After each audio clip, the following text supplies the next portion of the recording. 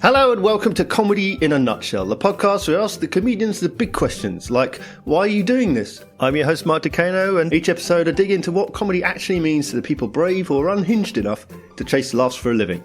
Less advice, more bad decisions, and just enough insight to pretend this is educational. I'm the comedy nerd who's seen more than 2,000 different comedians perform live comedy, and you can find out more about my journey in comedy fandom on my website, thecomedynerd.com. Please also take a moment to like, subscribe, rate, review, and share the podcast. Thank you.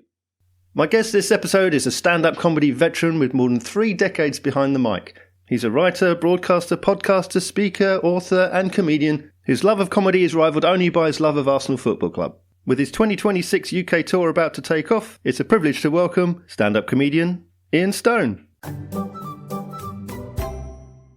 So, do you remember that comedy was a big influence on you early on, like growing up? Was it high on the agenda back then? I always loved watching stand-up, and before that, to be honest, Laurel and Hardy. I sort of find it weird if anyone's not into some sort of comedy. Why would you?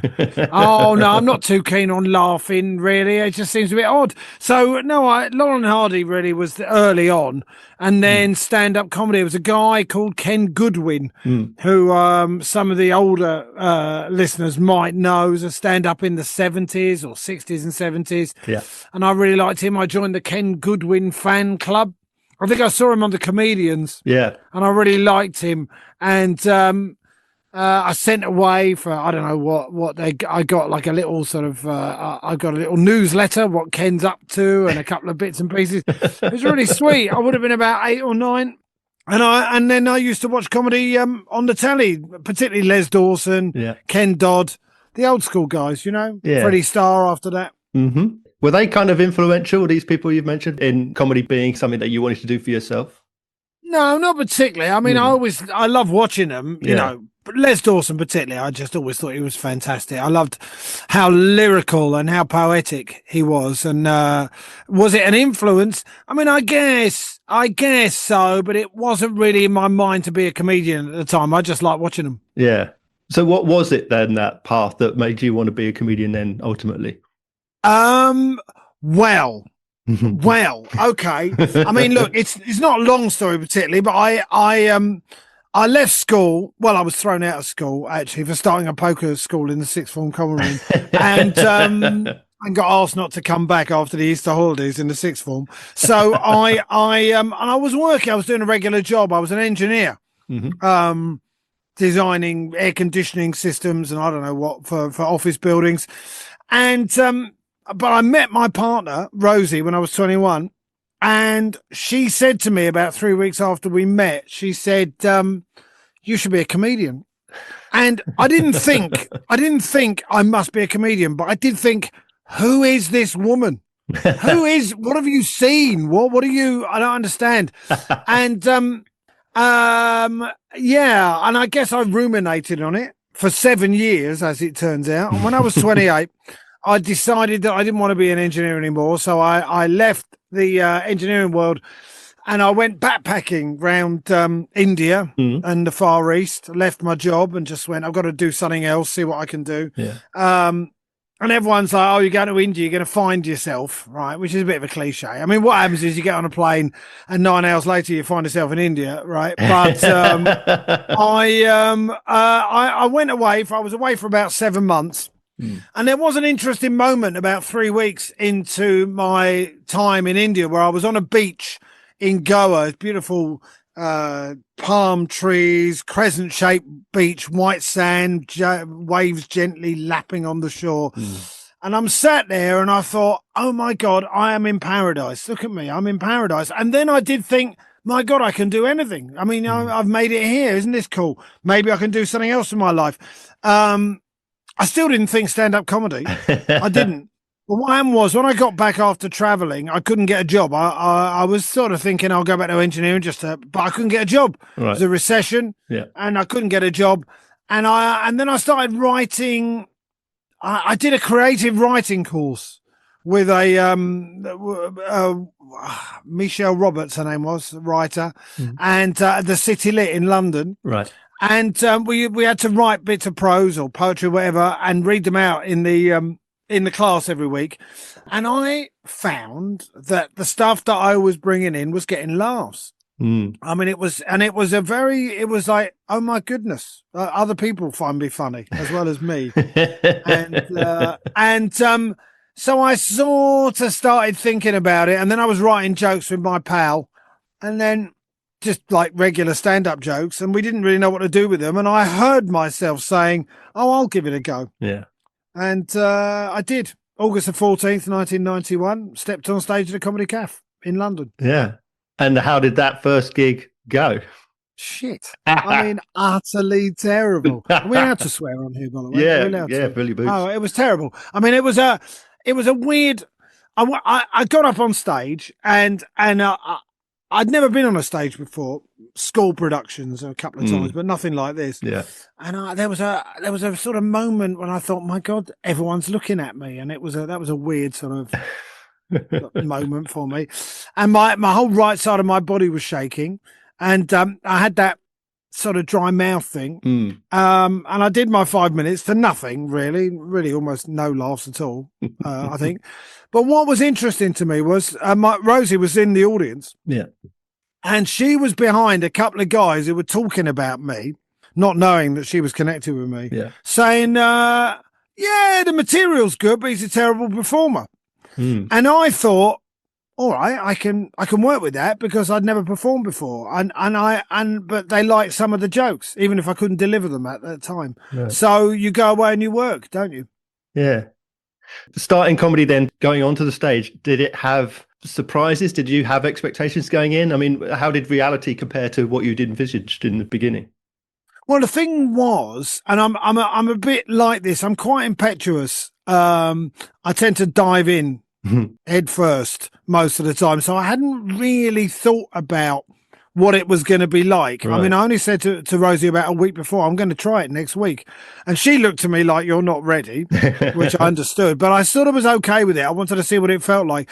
So my feelings about it were, like I say, I was slightly shocked that everyone was looking at me, even though you're on the stage under lights. You shouldn't be. And I didn't really have any expectations, particularly. So it was exactly...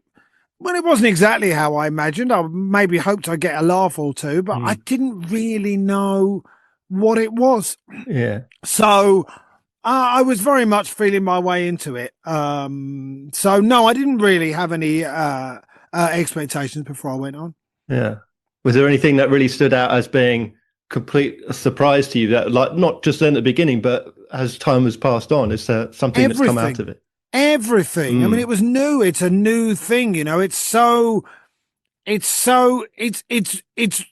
real, but it's not real, if you know what I mean. Right. You're on stage and you're talking, but it's hyper real, really. And you don't. Also, you've got more time than you think you have. So when you start out, you're always like, let's get to the joke, get to the punchline as quickly as possible. Whereas, you know what? There's 200 people in a room. Most of them would not do what you're doing or what you're trying to do. So there's always a little respect there when you start out. You learn as you go. It's I guess it's like any job, really. It's just that we do our failing in public. Really. But you have a very sort of easygoing conversational style, you know, a bit of banter and storytelling. It all seems very natural. I know you've been doing it for a long while, but I mean, is that the way you began? Did you just go, I'll just get up and talk and say the things I've written down? No. I used to write all the jokes down. Yeah. Whereas now my notebook, if I even have a notebook anymore, but even in my phone, my notes are, talk about the thing. And I go, oh yeah, the thing. Let me tell you about the thing. Whereas at the time I used to write it line by line, word for word. Right. With pauses. I used to, if I had a pause in there, I'd put ... And then I had a punchlines were underlined. And the way I used to work was, if there were more than 3 lines between an underlined bit, I'd try and make it tighter, because I wanted to get as many jokes in as I could. And I knew what I was aiming at. But in terms of the conversational style, well, that's developed over time as I've got more relaxed, really, because it certainly didn't feel like a conversation when I started. Sure, yeah. And again, it doesn't feel to me like this was the sort of thing that you would address. But do you get sort of like that nervousness, that anxiety, or did you before going on and doing a performance? Because you are out there on your own, essentially. Yeah. I mean, I still do get nervous on occasion. Yeah. Not all the time, but there are. I did a preview in Northampton last year before Edinburgh, and the show was not ready, and it was like the 27th of July, and I was opening on the 31st, and I thought, oh my God, and I was in a mess before that one because I hadn't got it right. But then most of the time, no, I just wander on and start talking and see. I don't have a plan, you know, there's nothing in my head for what I'm going to talk about. So I just start yabbing away and see what happens. I know it's unusual. That's an unusual way of doing things. No, I do know that. But also remember, I've got 34 years of back catalogue. Yeah, exactly. So there's usually something in my head. Well, that's something that's come up in terms of a show that isn't ready that I've talked about before. I like seeing shows that aren't ready because you see it, the workings of development, and the performer has room to play and make mistakes and work with the audience. I kind of like that. And then you see the show later on as it becomes a full show. Whereas your show is bullet points and it is created from that conversation. Yes, to a certain extent. I mean, I've started doing longer shows, and obviously I'm going on tour next year again. Yeah. And so you have to write, there has to be a bit more of a narrative. Whereas if I'm doing 20 minutes, half an hour in a club, it's very much whatever is in my head at that point. And there might be a few bits that I think I want to talk about this tonight. So I know I'll go there. But in the main, it works for me conversationally, but I know other people work differently. It's very much an individual thing. Stand up, it's like any art, isn't it? Really? Yeah. Well, what about then you, the performer, the individual on stage? How much is that you, and how much is it the stage version of you? I don't know. I mean, I have no idea. I mean, it was funny because we were talking about this last night, really, me and my missus. I don't know what the answer is to that. I think it's pretty much me at this point. It's performer me. So I'm in look at me mode as opposed to at home. Actually, no, I'm in look at me mode all the time. But it's a bit more overt. But really, there's not a lot of difference, and it's not an act. It's not in any way an act. It's that's right. We were talking about Bob Dylan last night, because I was playing "It's All Right, Ma," which I believe Led Zeppelin stole for, I don't know how they say it, Brun E Mo or something. It's a particular tune that they've got. When you hear it, you go, oh yeah, it's the chord structure is the same as It's All Right, Ma. And we were talking about Bob Dylan and how he was a construct, really. You know, he's this little Jewish boy, right? He's Robert Zimmerman, little Jewish boy. But he sort of made himself into this sort of folk singer guy he was a poet, right? Yes. But he made himself into this folk singer who'd been all around the country, like Woody Guthrie and all these famous American folk singers. And so he turned himself into that, really. It was a construct. The poetry was authentic, but the character was a construct. Yeah. Now with stand-up, it's possibly in the main a little closer. If you're doing regular straight stand-up, I guess, it's a little closer, but it is hyper real. It's not the same because I couldn't maintain that level of energy for 24 hours a day. Although I do give it a go on occasion, and it is in the end, it is the inside of my head. So it is entirely me as well. Sorry, that's not a very good answer, but it's hard to explain. Well, the best answer is the one that's the truth. I suppose. Yeah. I suppose that. Yeah. There you go. All right. Well, that's a good answer then. I'll take it back.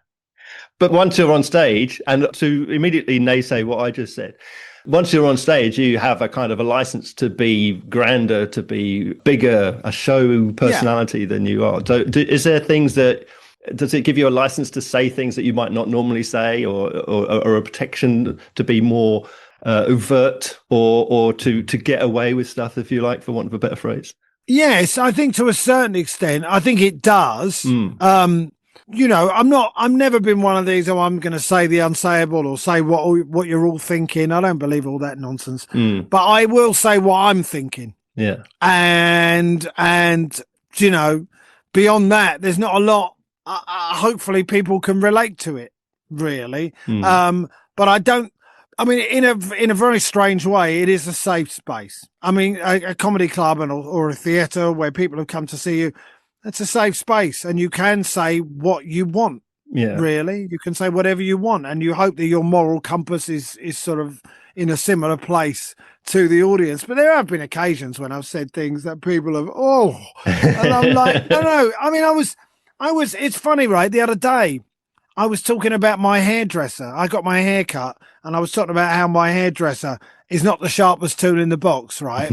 And I said, she doesn't have to be. She's a hairdresser. And they all went, oh. And I went, oh, I'm so sorry that here and wherever we were, you get your hair cut by intellectual hairdressers. I'll just put this volume of Proust down, and then you can do a short back and sides. That'd be, I mean, so I'm voicing this stuff. Yeah. And obviously I want to poke people a little bit. Of course I do. That's part of the job. But I'm not trying to upset anyone, and I'm just saying what I'm thinking. Yeah. Well, what about being able to say things for your own amusement? You're traveling all around the world. You're using this material, however big your back catalogue may be. You must want to keep yourself entertained to some extent. Do you keep things in, even if they don't particularly play well to an audience, just for your own amusement? Well, that joke I did about going to India, and you go to India to find yourself 9 hours later, you get on a plane 9 hours later, you find yourself in India. It doesn't always get a big laugh, but I love the rhythm of it. I genuinely love the rhythm, how rhythmical it is, because comedy is sort of music to me, really. And I hear it in a musical way.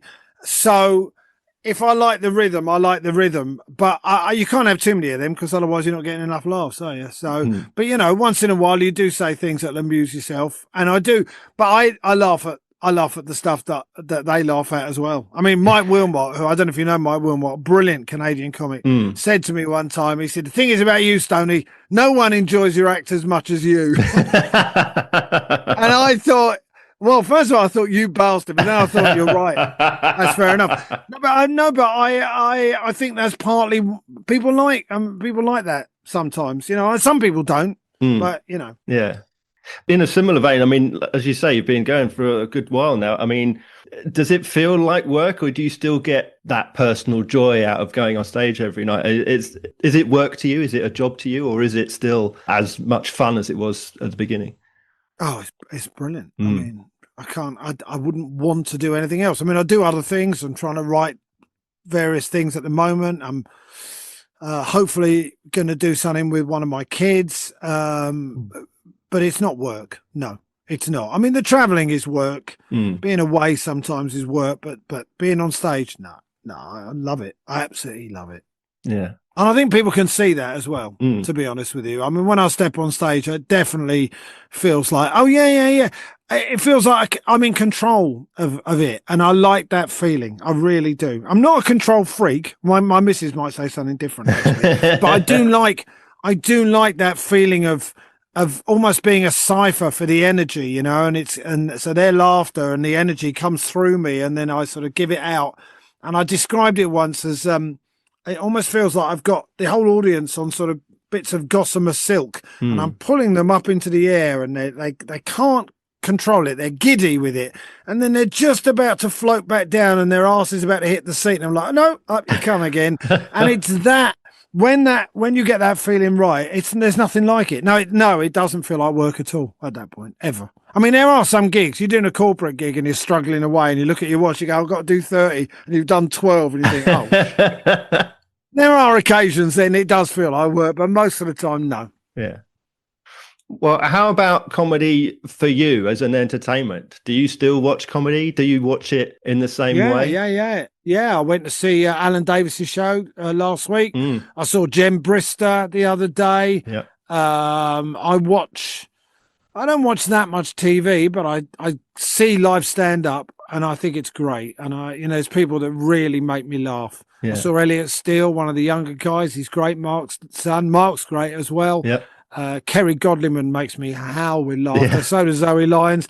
There's loads of good stand-ups, and I love watching them because you're watching the joy of it. When someone is so good at it and knows what they're doing, it's really something to watch. And these are friends of mine, and I'm happy for them. I saw Jen the other day in the Oxford Playhouse, and it was fantastic. There's like 800-900 people there, and I was so happy for her. And we had a drink afterwards. But I just think she's really funny and really good at what she does. So yeah, is that something that because you can see? Because you're so knowledgeable about how the work is put together, is that what you see, or can you just sit back, relax, and let the laughter wash over you, or do you see it critically and analytically? It's a bit of both, to be honest with you. I can both enjoy it and also go, oh yeah, I like what you did there. I like how you got to that. There are times actually when you're watching it and going, well, I would do that joke slightly differently, but I still appreciate it. Yeah, getting lost in it. No, it does happen. There are moments when I'm laughing like everybody else. I mean, I do like a laugh, so it's absolutely fine. But yeah, there's also a bit of my analytic brain going, yeah, I see what you did there, and I see the switch. And there are occasions, of course, when I go, no, I'm not buying that. But no, the audience are laughing. I'm like, come on. It's a bit, and obviously I can see. I wouldn't have put it together that way, but that's all right. They would look at me and think the same way. Well, we've mentioned, obviously, you started in comedy in 1991, many years in comedy, but at one point, not so long ago, comedy just stopped. So when the pandemic hits in 2020 and it looks like there's, let's be honest, no future, what happens then? What do you do with that time? What does a performer do with all that time alone at home? Or not alone, but fucking mental, mate. I absolutely lost my shit at home. The thing was, you got to understand, before the pandemic, the longest I'd had off from 1991 until 2020 was 12 days. That was the longest I'd gone without a gig. Yeah. And then to suddenly be in this situation where we're 4 months and all you've got is the gigs online when I'm just talking to a laptop like I'm talking to now. I mean, yeah, it was a hard, weird time, and I'm walking around the house every day, like talking to my kids, going, "What's your name? Where you from?" And they're like, "You're our father. You know our names. Take the dog for a walk." I've already taken the dog for a walk. I'll take it for another walk, right? So I was not in a good place, but then none of us were. So we all had to cope in a different way. Yeah. I was a little bit caged animal, but I did a few of the online things. I didn't really like them, but I did a few, not many, and. Yeah, I'm quite an optimistic soul. So even early on, I thought, well, I'll get a vaccine and we'll all get outside again because we can't sit here forever. And when we do, we're a sociable bunch, and people need entertaining. They definitely need a laugh. And so I think it'll be all right. Yeah. Is what I felt. Yeah. That summer also, you had your book, To Be Someone, come out that summer. Right. That's right. Was there a particular drive to be a published author as well as a stand-up comedian, or is it a story that needed to be told? I know it's part biography and part sort of your love of Paul Weller and the Jam. So yeah, what's the story behind that? Well, it's like all my life. It's Rosie said to me, you should do this. And I went, oh, what do you think? And that's how it went, really. She said to me, you should write a book about Paul Weller and the Jam. Yeah. And I started exploring the idea of doing that. And I knew this literary agent, and we talked about it, and he liked the idea, and he took it to various publishers, and we couldn't get a regular deal, but we could get a deal with Unbound, who is a crowdfunding publisher. Yeah. And they said to me, if you raise the money, we'll let you write the book and publish it. So I raised the money. I sent all these emails and letters to various friends and people I knew. Yeah. And people liked the sound of it, an part autobiography, part social history, and part love letter to Paul Weller and the Jam. Yeah. And Phil Jupitus is an old friend of mine, and he's an artist, and I got him to do the illustrations, which was fantastic what he did. And it came together, and came out in June 2020. Yeah. And what was the thing was, I did miss out on a launch. I'd have liked to have booked launch with all my pals, but actually, it was sort of all right. It was all right. It was a nice thing to connect me with people in that weird time, really, because the books went out before it was published to the general public. So I already had sent out, because all the people who crowdfunded it got a book. Right. So there were about 400 or 500 of them already. So they all got their books first. And I was getting loads of messages from people saying, love your book, loved it, and it's great. And it was a really lovely thing. That I'm really proud. And it came out exactly the way I hoped it would. The cover, the illustrations, it was really it was a special time to write that and get it published. And like I say, the icing, the cherry on the icing really was because Matt Lucas, who is a pal from the early days of the circuit, I knew he knew Paul Weller. So I said to him, can you get the book to Paul? And he said, yeah. And so I got the book to Weller, like an early copy.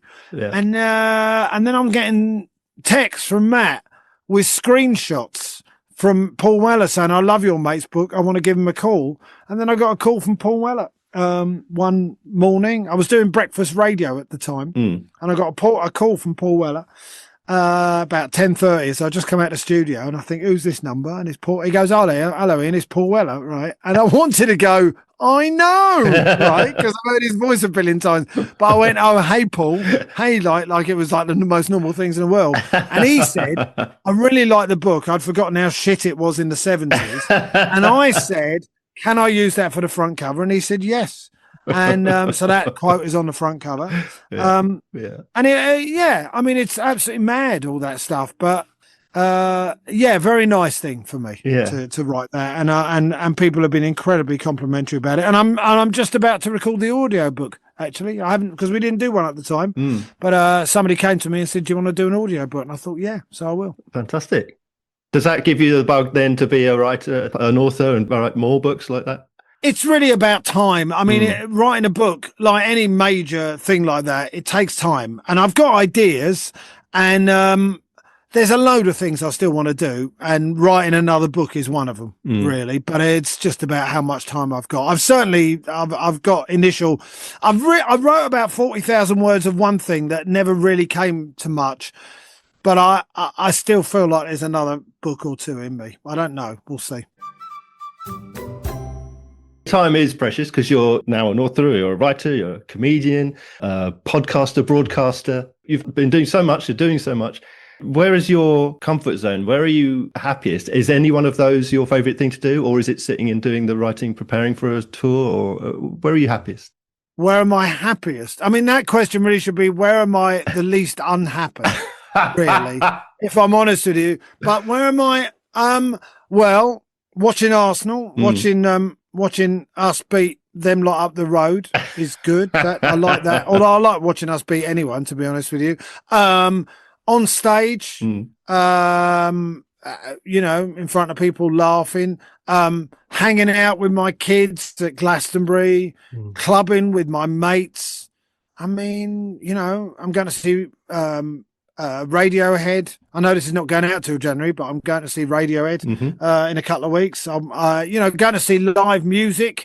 I mean, just hanging with pals and doing things I love. Yeah, eating good food. It's great fun. Yeah. Well, let's talk about the upcoming tour. This is the show that was on in Edinburgh, in Stoners Looking for the Wow. Yeah. Tell me about the show first of all.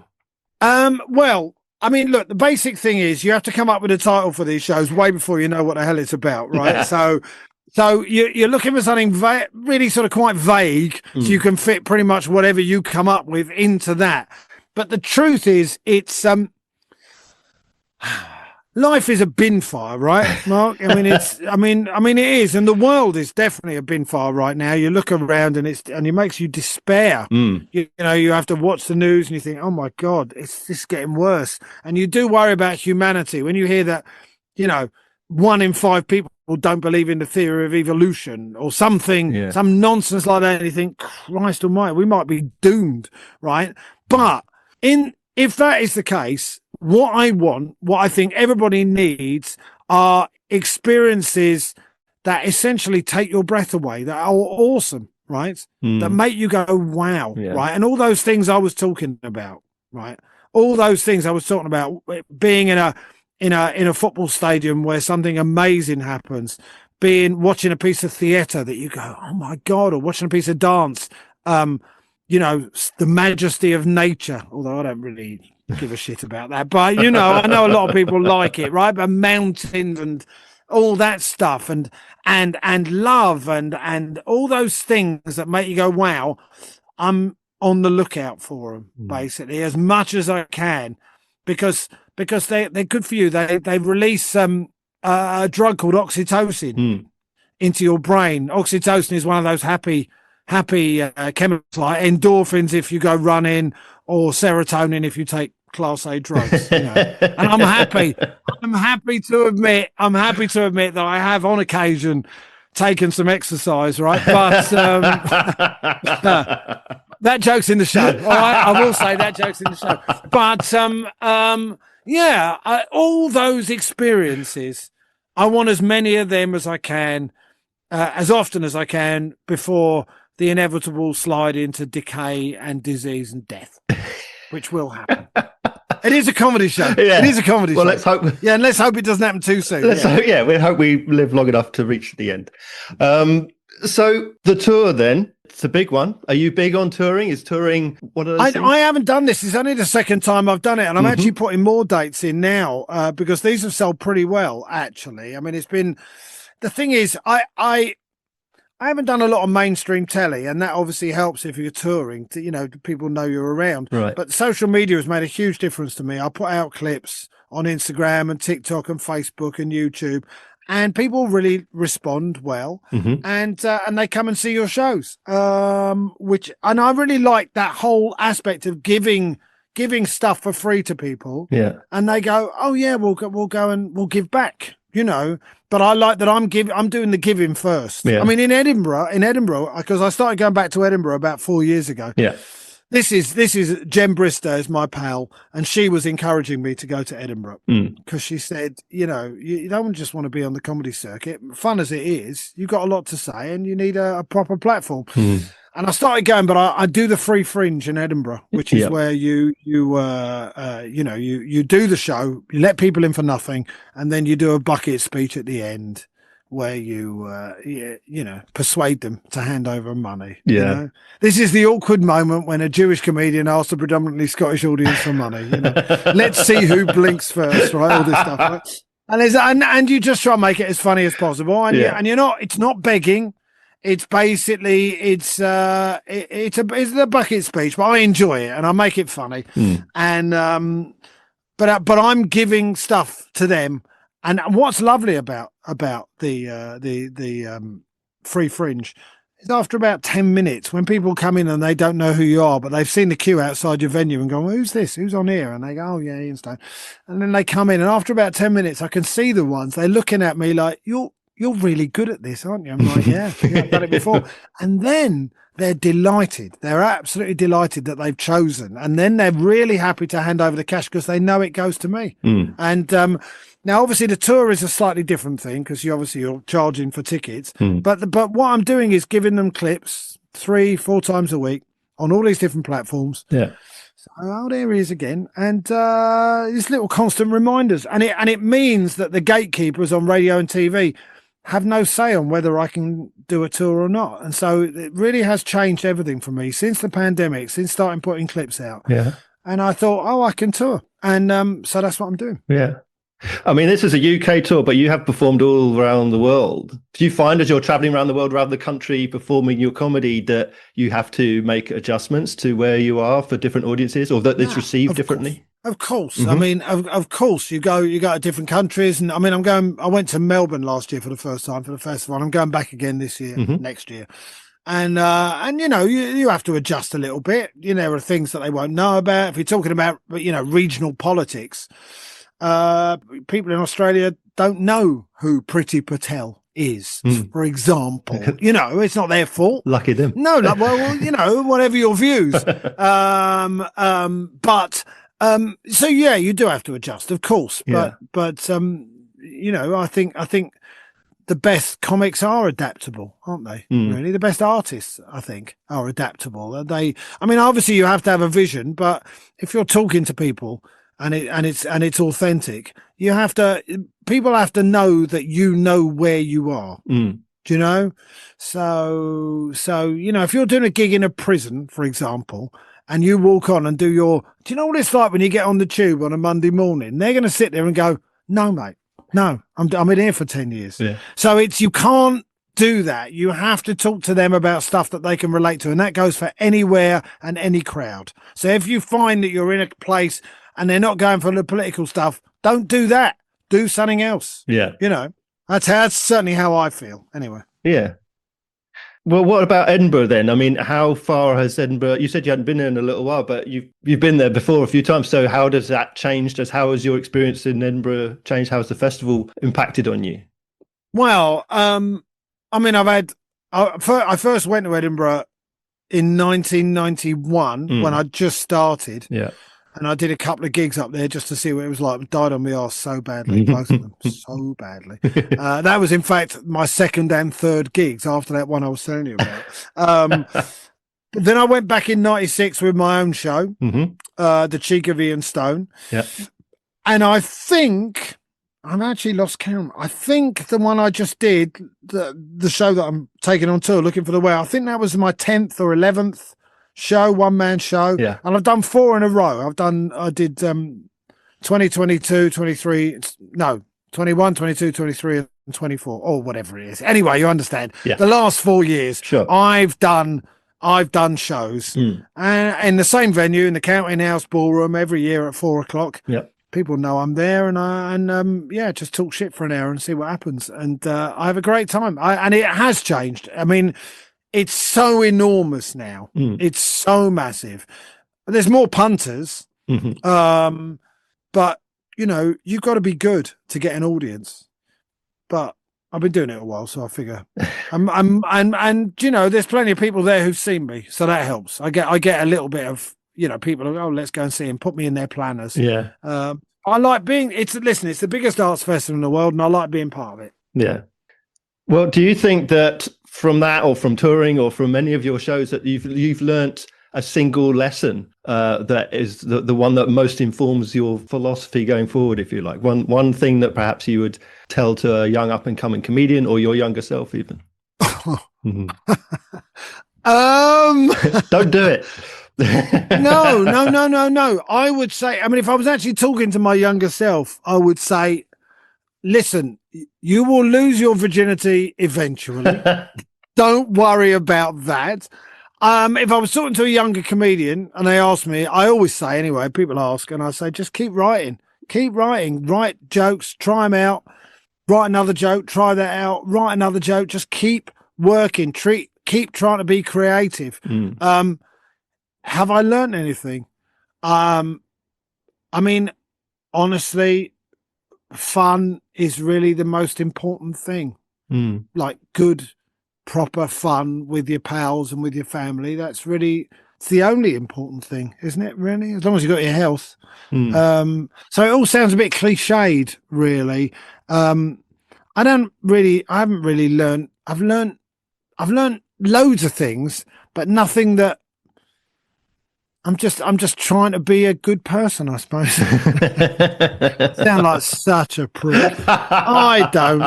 But me, I don't know. I haven't learned anything. Go and make your mistakes and see it. Enjoy yourselves. Yeah. Have fun. You know, have fun. Don't do too much of anything. That's moderation is good. Go dancing. That's good. Go dancing. Support a proper football team. You know, have a bit of faith. Yeah. Do you know? Yeah. That. Fair. What about your competitive side? We've talked about Edinburgh and how competitive that is for many shows. You've got to get audiences in, and stage competitions. Like, I know you've got a couple of gongs yourselves. I mean, how important are awards? How do you feel about awards and competitions? I've had a couple of little things. It's nice when you get them. I don't ever think about them outside of the moment when I'm getting them or not getting them.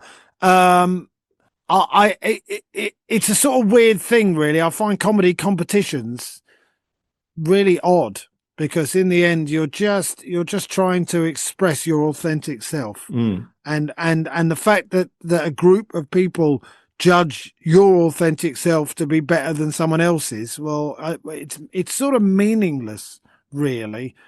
All I want to do is get on stage, get laughs, and go home. Really, most of the time.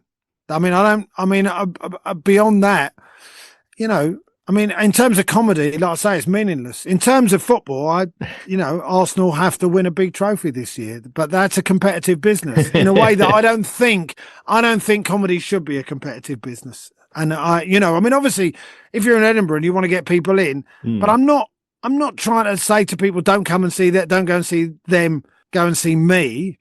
I just want them to make that decision on their own, really. Yeah. I'd like them to go and see both of us, if you know what I mean. So yeah.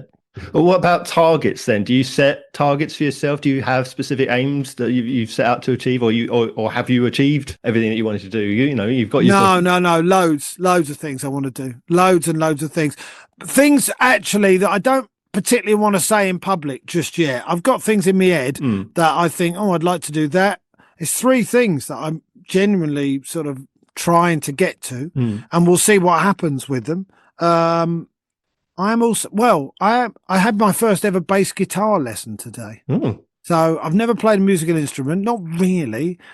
I played a bit of piano, but not much. So I thought I'd try and learn bass guitar. So I had a lesson today. So that's a target to maybe, play a bit of bass in some sort of ensemble. I can't say band.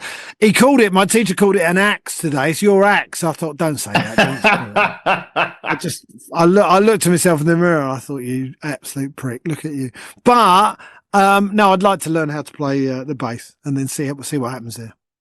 We talked early on about people that you saw on TV, these comedians on the comedians and things like that. We talked about some of the people that who are friends in comedy. Do you have people now that you've seen that inspire you, continue to inspire you? Yeah. I mean, the people I mentioned before, there's all my pals who are really funny. Yeah. Zoe and Kerry and Jen and Elliot Still and Ellis James and Ivo Graham's great. And I mean, there's a whole list of people who are really, really funny. Yeah. Mark Simmons is a good pal. Emmanuel Sanubi I like. I mean, there's loads and loads of good, talented people out there who I love working with, and I like watching. I really enjoy watching them because it's there's something magical about it. I think when stand-up comedy works, it's really unlike any other art form. I think it's very much stripped down, and there it is. And I'm inspired by all of that. But I'm also inspired by music as well. Yeah. So. Does the joy in the things that you see that really move you or really make you laugh out loud, does that reinvigorate you for your own comedy, for what you do? I don't need reinvigorating. I don't. I'm there. I'm enthusiastic and fully present. Going right next, more jokes, more shit to talk about. Right, what have you got to talk about? Let's talk about that. I mean, what else? If you're in this business, you want to be being creative. You want to be challenging yourself. Yeah. So you do another show and you announce another tour and see if people will come and see if people like it and try and keep people happy for a couple of hours. Yeah. And there's worse things. Yeah, for sure. Well, let's talk about them. What do you think so far have been the best and worst experiences you've had through being a comedian? Well, the worst experiences are like the deaths that, imprinted on your heart a little bit. The things that people have said to you that the nastiness, some of the heckles that are like, oof, that's a bit personal. But so those are the worst things, really. Some of those. I remember phoning Rosie from this gig on the Isle of Wight, and I was in this hotel room, and I could almost touch all 4 walls from where I was sitting. It was so pokey, and I was so upset, and I was crying, and I'm like, I can't do this. I can't do it. So that was a low point. I mean, there's so many high points. Bloody hell. Glastonbury Festival. Doing Glastonbury Festival. What unbelievable. I've been like the last 4 years. It's incredible that I get to go and do a gig there and then go and watch all this amazing music. Doing a radio show with Ian Wright for 5 years. I'm an Arsenal fan, right? You can imagine what that meant to me to sit there with Wrighty every weekend. Mm-hmm. Hello, Stoney. I'm like, bloody hell. Paul Weller phoning me up. Like I say, that was absolutely fantastic. Doing my last on my last tour, doing the Comedy Store and doing a one-man show, sold out, and thinking, my God, it's been a long journey to get to this point. That was pretty cool. Yeah, I mean, there's probably 100 more, but I think those things, it's a really amazing thing. Being a published author, doing an Arsenal podcast twice a week. I get to talk about Arsenal twice a week. I get paid to talk about Arsenal twice a week, right? I mean, it's insane to me. So all those things that I'm doing, I guess I could tell my young self, look at the things that are going to happen to you if you stay enthusiastic and curious and focused and hungry and ambitious. And I don't see ambition as long as you're not megalomaniacal. I think it's all right. I want to keep doing stuff and keep having interesting and fun experiences. And who knows what's going to happen? Yeah.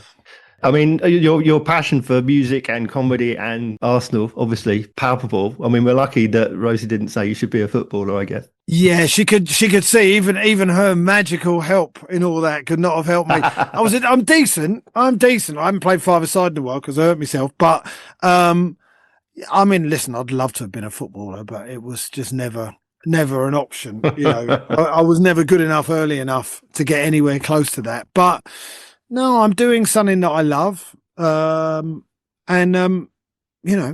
it's all right.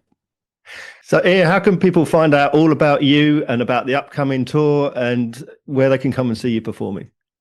Well, if they go to Ian Stone Comedian on the interweb, that will take you straight to the page where you can buy tickets for all the tour shows. And if you follow Ian Stone Comedy on TikTok or Instagram, I'm on Facebook as well, but I'm never quite sure what to be. If you just stick my name in, you should be able to find me. But if you want tickets for the tour shows, Ian Stone Comedian, I should be coming to a town near you. And I'm going to put more dates in, hopefully in the next 2-3 weeks for later next year, to go to some of the places that I didn't put in the first leg. Yeah. And the plan really is to really almost tour continuously for the next 10 years with new shows, and then see where we are at the end of that. And the tour kicks off in Biggleswade on the 15th of January. That one's sold out, Biggleswade, but then I'm going to Southend, aren't I? I believe. You haven't got it in front of you. I probably should have it in front of me, to be honest with you. Hang on a minute. I'm going to actually look now and tell you exactly where I am. I am in, Biggleswade, and then Southend, and then Stafford, Chorley, Norwich, all over the place. Up to Scotland for a couple, over to Wales for a couple, just getting about. Oh, you can tell the people of Lutterworth, where are you? I need you to buy some tickets. It's not till May the 23rd, but that one's a bit slow. Oh, Ludlow's the other one. It's all the LU ones, right? Lutterworth and Ludlow. Bit of a struggle. The rest seem to be going fine. So, come to those. So I'll ask you then my last question. Ian, how would you sum up comedy in a nutshell? I should have done some homework, shouldn't I, really, Mark? I mean, comedy in a nutshell, it's if it's done well, it's joy, isn't it? That's what it is. It's just pure distilled joy, and it takes us out of ourselves for a couple of hours, and that's not a bad thing, right? Yeah. Ian, thank you so much again for being my guest. It's been a genuine privilege and pleasure. Thank you. Mate, thank you, Mark. And I'll see you about.